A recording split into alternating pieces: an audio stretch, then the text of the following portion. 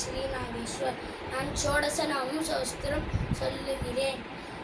औषते चिन्तयेत् विष्णुं भोजने च जनार्दनं शयने पद्मनाभं च विभागे च प्रजापतिं युद्धे चक्रधरं देवं प्रवासे च त्रिविक्रमं नारायणं तनुत्यागे श्रीधरं प्रियसङ्गमे दुःस्वप्ने स्मर गोविन्दं सङ्कटे मधुसूदनं गानने नारसिंहं च पावके जलसायिनं जलमध्ये वरागं च पर्वते रघुनन्दनं गमने वामनं चैव सर्वकार्येषु माधवं षोडशैतानि नामानि राजरुक्त्याय यप्पडे सर्वपापविनिर्मुक्तो विष्णुलोके मगीयते